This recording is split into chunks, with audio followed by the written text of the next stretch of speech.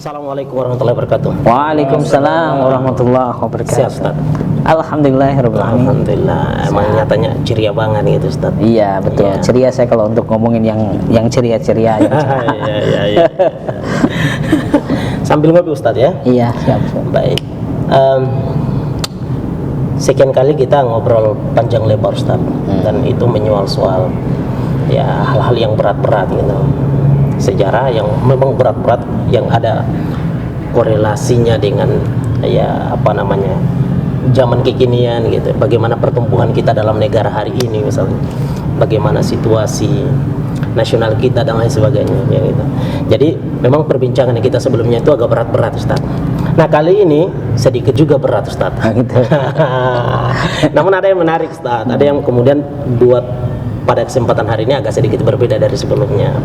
Yakni sebelum kita mulai, saya punya kuis, Ustaz. Oke. Empat ini kurang lebih Ustadz bisa menjawabnya maksimal itu 5 kata, Ustadz. Oke. 2 kata boleh, 3 kata boleh. Ya, maksimalnya 5 kata. Baik, Ustadz, ini ada 4 saja.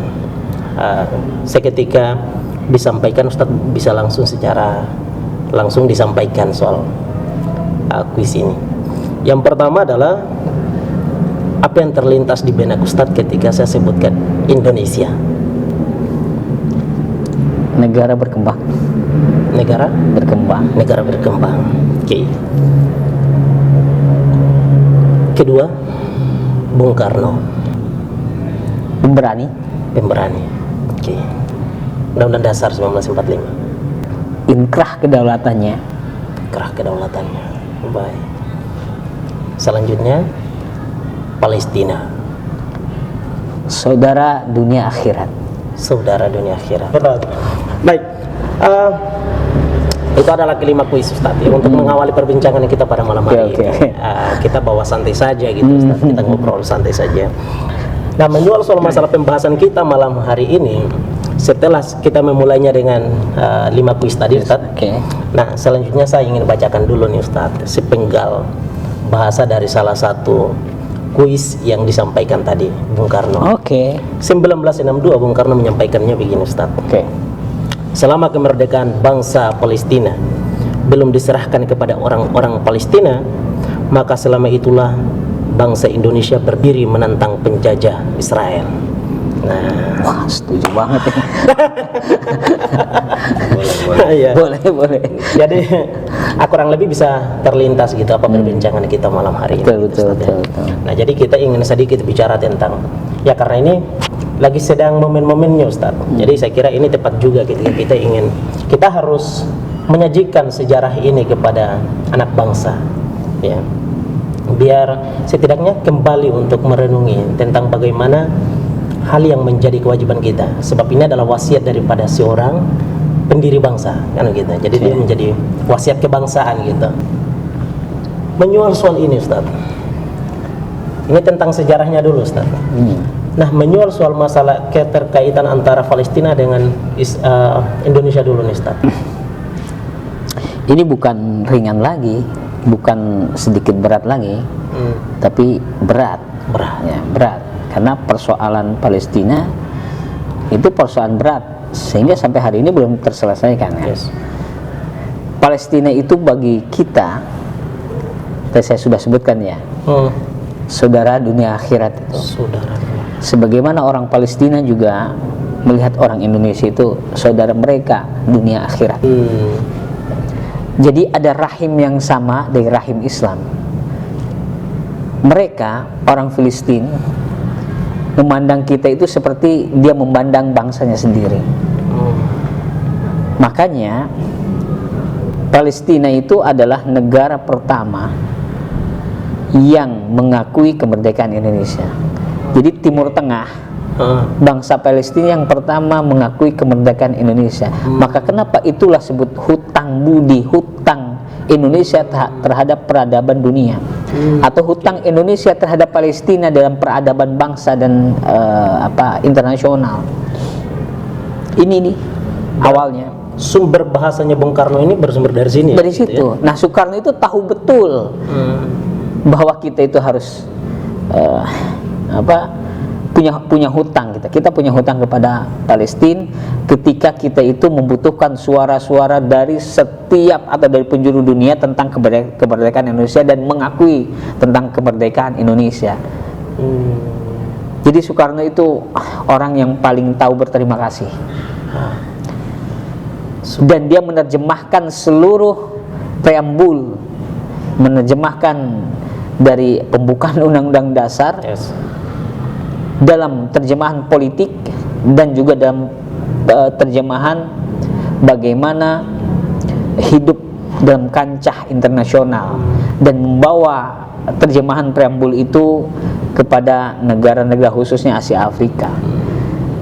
Dia seolah-olah mewasiatkan kepada bangsa Indonesia, Soekarno itu, bahwa yang dimaksud di dalam pembukaan Undang-Undang Dasar 45 bahwa sesungguhnya adalah kemerdekaan itu adalah hak segala bangsa itu, terjemahannya ini nih, sebagaimana kita menerjemahkan kepada Filistin gitu. Palestina adalah salah satu anggota KAA yang belum merdeka waktu itu. Sampai tahun 55 itu juga belum merdeka. Ya sampai hari ini bahkan ya. Jadi peserta KAA, peserta yang tergabung dalam konferensi Asia Afrika, hanya Palestina yang belum merdeka. Makanya Soekarno itu geram dengan itu. Selama Palestina masih terjajah, bahkan Palestina ketika dicaplok oleh Israel waktu itu, ya Soekarno bilang bahwa ini adalah bukti nyata bahwa kolonialisme dan imperialisme Eropa itu masih ada di tengah-tengah kita. Selama Israel masih mencaplok Palestina, berarti selama itu pula kita tidak akan pernah mengakui Israel. Selama itu pula kita mengatakan bahwa kolonialisme tetap masih ada di tengah-tengah Asia Afrika. Nah, yang saya tahu waktu itu memang Soekarno termasuk penggagas pertama. Makanya Indonesia itu besar sekali waktu itu di bawah Soekarno itu ya. Besar sekali pengaruh bagi Asia Afrika. Asia Afrika itu butuh sosok yang siap mengumandangkan tentang kemerdekaan setiap bangsa itu. Nah, Soekarno itu mengambil alih dengan keberaniannya, maka saya katakan dengan bahasa pemberani itu, mengambil alih dan mengambil secara legasi dan legitimasi dari undang-undang kita.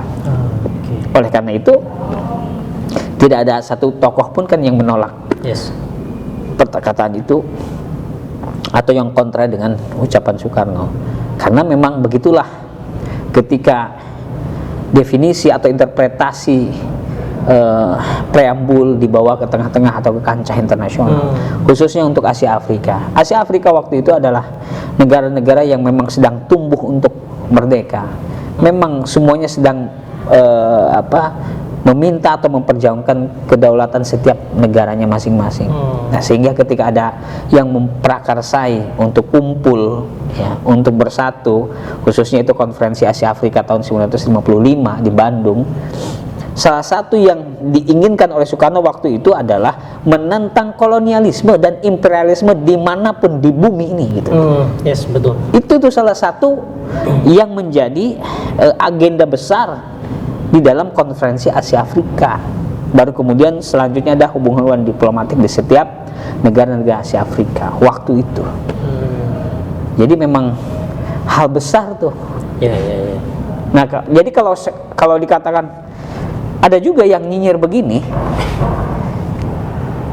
lah Palestina itu kan lahir diakui sebagai negara itu tahun 88. Nah, ini menurut saya nggak tahu yang dengar kita yang goblok apa yang ngomongnya yang dungu, saya nggak tahu.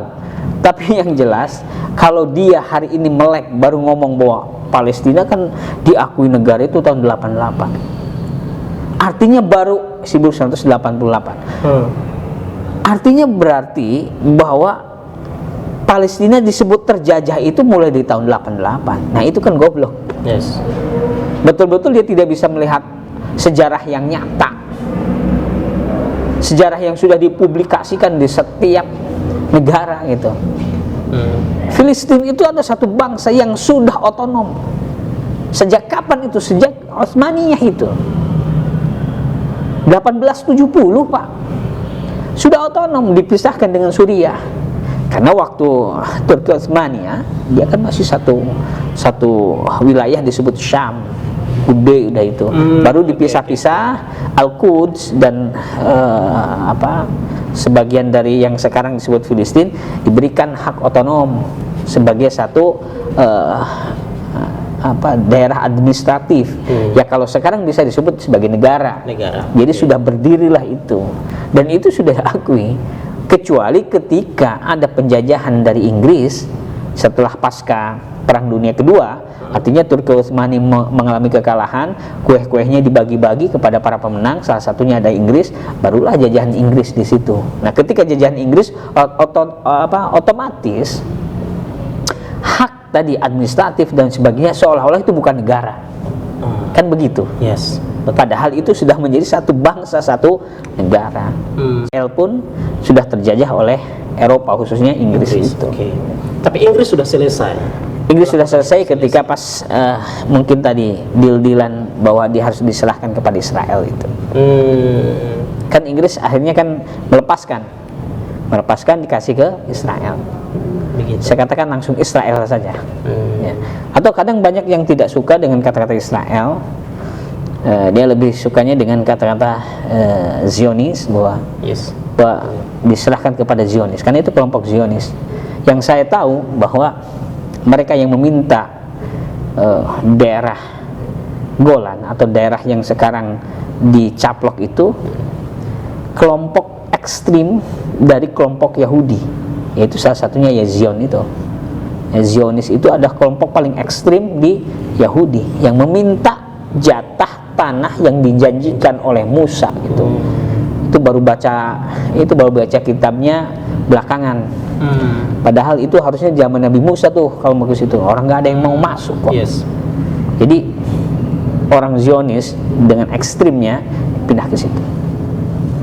Dengan melobi Sultan Abdul Hamid II dan sebagainya. Itu secara paksa ya, maksudnya secara paksa. Karena memang dahulu berdasarkan fakta sejarahnya dahulu mereka nggak mau gitu ya. Nggak mau. Pindah ke situ ya akhirnya lobby ditolak juga sama Abdul Hamid.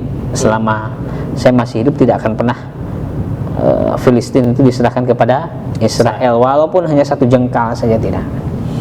Nah otomatis, itu sebelum Turki Utsmani jatuh ya. Ketika jatuh dapat sama Inggris berikan ke pada Israel itu. Ya mungkin ada MOU-nya di belakang, kita nggak tahu berapa hasilnya dan seperti apa. Tapi yang jelas pencaplokan di sana tidak ada yang disebut bahwa itu adalah milik mereka, milik Yahudi atau milik Zion. Banyak orang-orang Yahudi yang tidak sependapat bahwa itu harus dicaplok sama Yahudi. Makanya Yahudi sendiri tidak suka kalau disebut Israel begitu. Palestina sudah merdeka sejak lama gitu ya? Ya, sejak lama sudah merdeka. Artinya ketika kemudian melihat fakta hari ini selalu terjadi peristiwa bom gitu ya, tembak menembak oleh kelompok sebelah Israel ini kepada masyarakat Palestina misalnya. Jadi sebenarnya dari Perang Dunia Kedua itu pihak-pihak yang kalah otomatis akan menjadi rebutan pihak pemenang kan. Nah pihak pemenang itu yaitu blok Eropa, Inggris, Prancis. Inggris, Prancis itu mendapatkan daerah Syam itu, termasuk di dalamnya ada Filistin itu. Jadi Turki Utsmani harus menyerahkan daerah-daerah yang dicaplok oleh Inggris, Prancis. Nah tapi Inggris, Prancis setelah mencaplok itu diserahkanlah sebagai hadiah kepada Israel. Ya tadi deal-dealnya seperti apa kita tidak tahu. Jadi memang karena kekalahan Turki Utsmani. Mungkin kalau kekhalifahan Turki Utsmani waktu itu tidak kalah, Palestina kemungkinan tidak akan pernah jatuh ke tangan Israel, atau jatuh ke tangan Eropa bahkan. Ini menyorong masalah Indonesia, konstitusi kita tadi sebagai Gus juga Ustaz. Undang-Undang Dasar 1945 ini bukan undang-undang, tapi undang-undang dasar kita. Iya, betul. Konstitusi kita tidak hanya saja bicara tentang kemerdekaan itu adalah hak segala bangsa, tidak hanya saja itu, tetapi berpartisipasi dalam hal menyelesaikan perkara-perkara global gitu, penindasan kepada kelompok-kelompok tertentu dan lain sebagainya, ikut serta dalam perdamaian dunia gitu kan. Nah, itu artinya ini jauh lebih lagi Ustaz, ikut serta Kita tidak hanya saja bicara tentang tadi kemerdekaan adalah hak segala bangsa, tetapi ikut serta dengan penegasan bahwa dalam perdamaian dunia itu. Artinya selama ini pula Indonesia memang harus betul-betul. Maka tadi di awal saya bilang bahwa masalah Indonesia dengan Palestina atau soal masalah kemerdekaan Palestina ini adalah wasiat kebangsaan. Betul. Karena ini dibicarakan pertama oleh seorang presiden pertama dan pendiri bangsa juga. Maka saya bilang ini adalah wasiat kebangsaan. Maka memang siapapun presidennya setelah itu memang harus punya kewajiban yang sama, memperjuangkan kedaulatan itu kan. Nah, gitu. Artinya itu tanpa harus memandang sisi-sisi lain, ya kan? Memang mau persoalan, misalnya sekarang nih persoalan sekarang, Ustaz.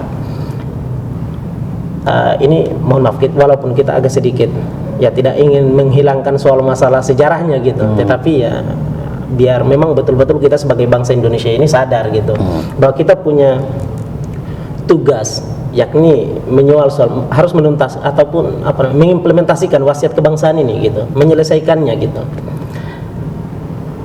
Sekarang ini kan kita lagi sedang menuju nih Piala Dunia U20, Ustaz. Nah, itu salah satu diantaranya pesertanya adalah dari Israel. Nah, kan lagi heboh kan.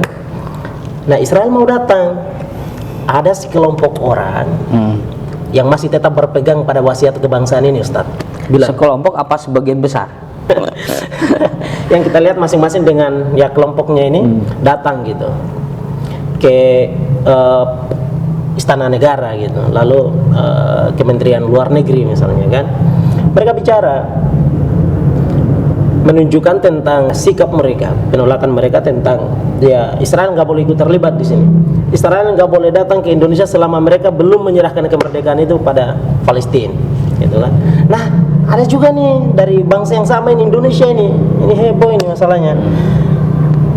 Mereka pun di sisi lain, wah jangan kayak begitu.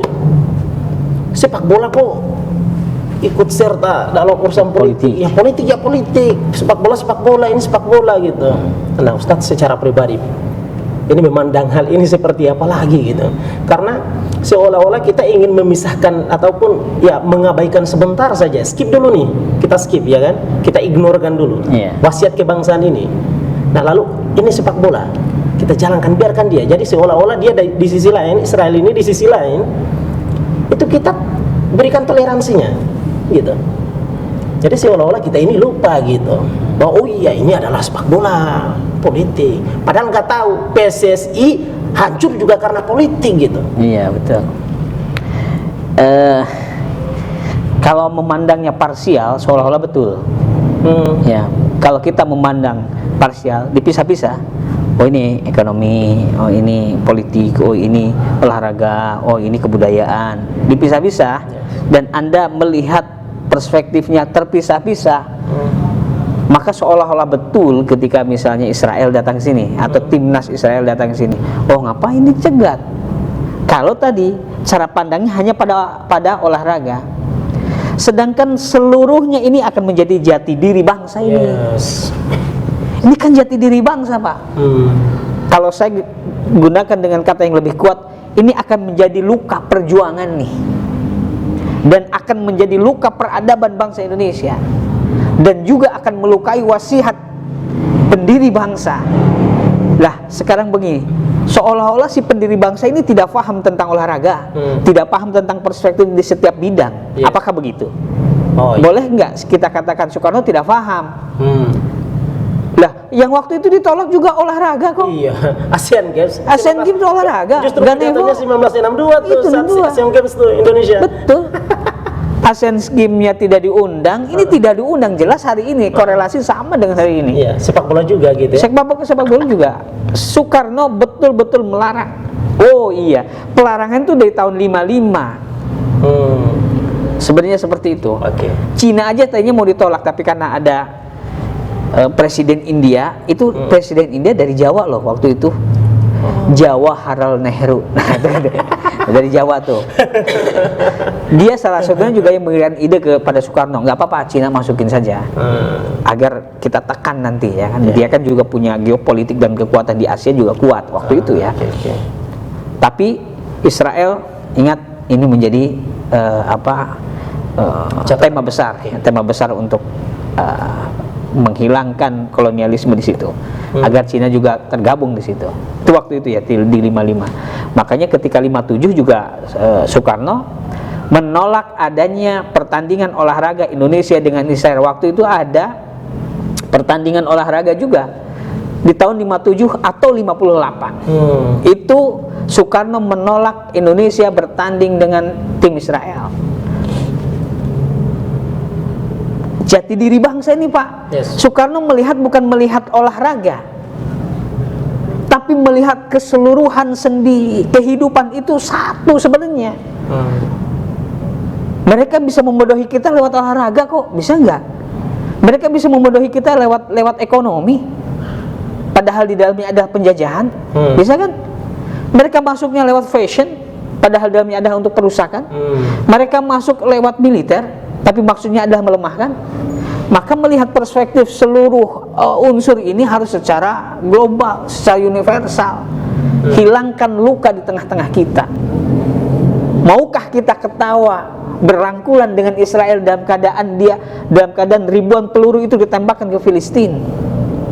Bisakah kita melihat seperti itu?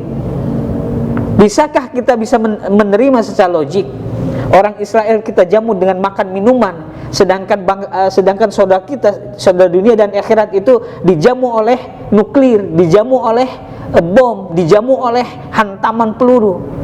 Bisa diterima secara logik atau tidak?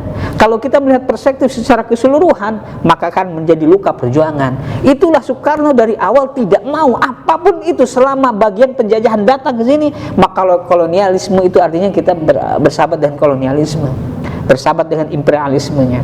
Maka tidak mau, tidak boleh ada luka itu. 57 ditolak, 62 Asian Games ditolak juga oleh Soekarno. Kalau lihat sejarahnya kan, ditolak itu. Sampai-sampai Komite Olimpiade Internasional harus turun. Indonesia tidak boleh begitu. Tidak boleh ini urusan sepak bola. Berarti soal saya gitu ya, sudah terjawab masalah hari ini gitu. Diturunkan tuh sampai ada, yaitu tahun 62 awal, Asian Games itu kan 62 awal, di bulan-bulan awal. Diturunkan dari Komite Olimpiade Internasional bahwa Indonesia intinya diskors, tidak boleh ikut Olimpiade. Kata Soekarno, silahkan saja, nggak jadi masalah. Sudah begitu dikasih lagi peringatan bahwa Soekarno harus meminta maaf kepada Israel. Wah, Soekarno daripada meminta maaf, alih-alih meminta maaf, kita buat Ganevo, Games of the New Emerging Forces. Ganevo kita buat di akhir tahun 62. Artinya pesta olahraga bangsa-bangsa yang berkembang. New Emerging Forces itu sama dengan Emerging Nations gitu. Kata Soekarno, Emerging Forces itu Emerging Nation, maka negara-negara yang baru muncul. Kan itu artinya negara yang baru muncul, atau kekuatan-kekuatan yang baru muncul. Maksudnya ada negara-negara yang berkembang. Inilah pesta olahraga negara yang berkembang Asia Afrika dikumpulkan dalam Ganevo 62, 63, 64 itu. Dan itu sukses dijalankan oleh Soekarno. Sudah, silahkan kita nggak ikut Olimpiade. Kenapa? Itu Soekarno. Politiknya. Sikap politiknya, dan ini sikap bangsa Indonesia. Dia katakan ini sikap bangsa Indonesia. Jati diri bangsa Indonesia dan kekhasan dari bangsa Indonesia adalah ini. Kalau kita sudah mengatakan di dalam preambul itu bahwa penjajahan di atas dunia harus dihapuskan, maka tidak ada lagi bahasa kompromi di situ. Peristiwa, perspektif, unsur, cara pandang itu harus universal, jangan dipisah-pisah. Kalau melihat disparitas atau dikotomi begitu, ya kelihatannya ada, ya tidak jadi masalah. Makanya sampai hari ini hubungan diplomatik tidak pernah ada kan? Berarti ini waktu itu walaupun sebetulnya Ustadz ya, misalnya nih, ini peristiwanya sama gitu. Walaupun sebetulnya saya sadar gitu bahwa dengan kemudian tadi fakta sejarah yang diungkapkan tadi itu telah menjawab keluhan hari ini yang mempermasalahkan bahwa ini adalah urusan sepak bola. Nah, bahwa mereka tidak sadar gitu bahwa dahulu ya toh, oleh Komite Olimpiade Internasional itu sudah menyeluruhkan soal masalah itu. Bahkan memberi sanksi tegas, ya kan, bahwa Bung Karno juga harus meminta maaf kepada bangsa Israel. Tapi bodoh amat, malah jadi ganevo. Ya, bodoh amat, mau keluar aja gitu kan, nggak ada urusan. Keluar ya, dari PBB keluar, dari itu juga keluar. Nah, dia menunjukkan tentang sikap Indonesia, lalu loyalitasnya dia di dalam urusan soal masalah mengawal bahasanya itu. Betul. Kan, gitu, bahwa ini adalah sikap Indonesia jadi memang betul-betul harus dikawal oleh seorang pimpinan negara. Betul. Gitu. Nah, walaupun waktu itu kan secara itu kan internasional Ustaz ya, semuanya datang. Artinya kalau hitungan ekonominya kan memberikan pemasukan yang paling banyak untuk Indonesia kan begitu dari aspek ekonominya. Betul. Nah, tapi kemudian malah Bung Karno menolaknya gitu. Nah, sama nih Ustaz, hari ini sepak bola memberikan ini tidak hanya saja masyarakat biasa nih Ustaz. Iya. Ada keterwakilan dari pemerintahan yang bicaranya begitu. Bahwa ini di sisi lain memberikan keuntungan kepada Indonesia, ekonominya meningkat. Nah, ini buat saya bingung nih Ustaz. Nah, kita memberikan toleransi kepada bangsa kepada Israel ini, kelompok Zionis ini dari aspek ekonomi. Ya udah, silakan masuk misalnya tadi, masuk. Yang penting beri untung ke kita lah, udah main lah gitu. Iya. Sebenarnya kalau mau ngitung ekonomi tadi, dengan masuknya Israel ke Indonesia memberikan keuntungan ekonomi.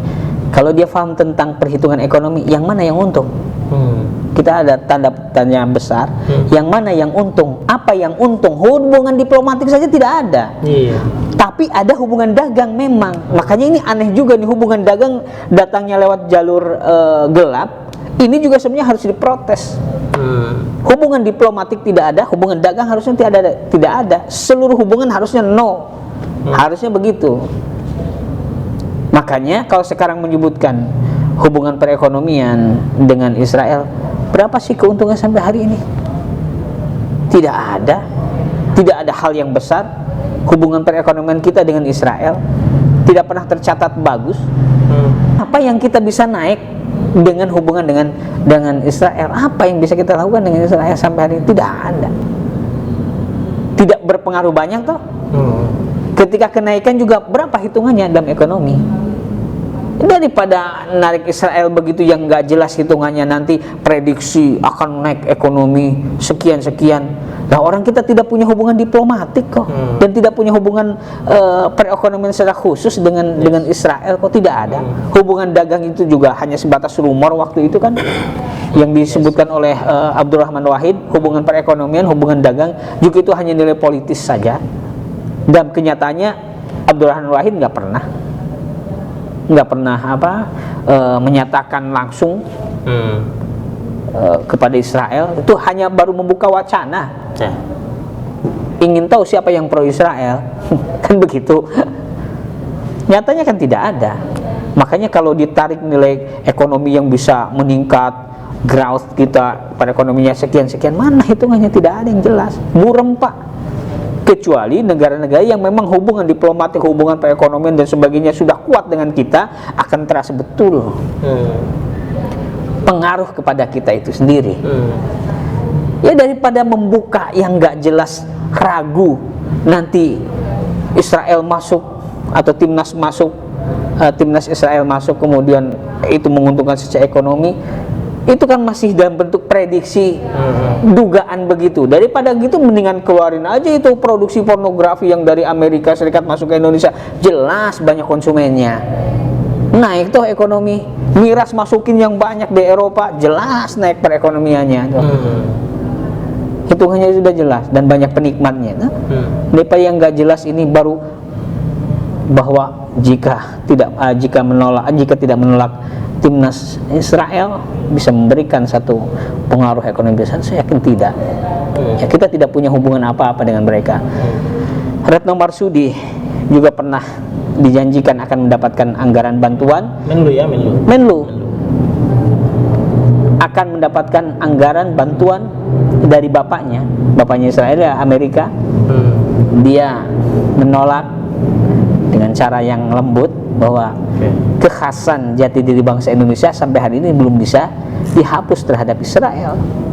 Ini sekelas Menlu sudah ngomong resmi jadinya bahwa kita memang tidak ada hubungan apapun. Mati kita gara-gara dia kan tidak. Rugi kita gara-gara perekonomiannya tidak ikut dengan perekonomian Israel tidak. Justru Israel itu dapat apa sih? Israel, katakan begini, Israel itu apa sih yang dibanggakan sampai hari ini untuk menaikkan pendapatan negaranya, apa sih yang diproduksi? Kan cuma hanya memproduksi klaim dan hoax saja ke bapaknya yang di Amerika agar turun dananya, pelurunya diberikan peluru untuk Filistin, selesai. Kan hanya itu saja yang bisa dilakukan.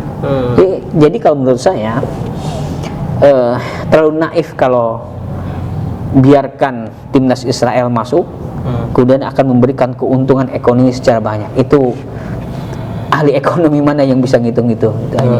Dan ini bukan cuma soal masalah ekonominya, Ustadz ya. Toh mereka masuk ke sini pun nggak bisa menghapus angka kemiskinan kita, nggak bisa menurunin itu, kan begitu? Iya, betul. Dan ini bicara soal masalah internal kita dalam bangsa ini gitu. Bahwa tidak ada impact gitu. Ya, tidak ada impact yang signifikan, gitu. Nggak ada. Iya. Angka kemiskinan kita justru makin lebih bertambah gitu ya. Artinya ini tidak soal masalah ekonomi, tapi ini kita ingin bicara tentang integritas negara gitu, yang diperjuangkan oleh Bung Karno, difatwakan oleh Bung Karno, disampaikan dia secara tegas di dalam menolak Israel dalam satu momen yang memang itu adalah internasional sampai mendapatkan dikasih sanksi gitu ya. Gitu. Tapi bodoh amat gitu. Hanya untuk mempertahankan integritas dan bahwa ini adalah Indonesia jati dirinya gitu.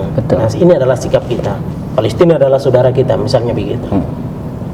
Nah, artinya integritas ini sudah dari sejak dahulu ini, gitu ya. Toh masa hanya karena ekonomi yang tidak bisa memberikan impact terhadap angka kemiskinan kita, kok masa kita berikan toleransi gitu? Nggak jadi masalah, iya. Lah, begini saja. Saya tarik coba perekonomian di zaman Soekarno. Ya. Waktu itu kan inflasi itu 500 kalau nggak 500%.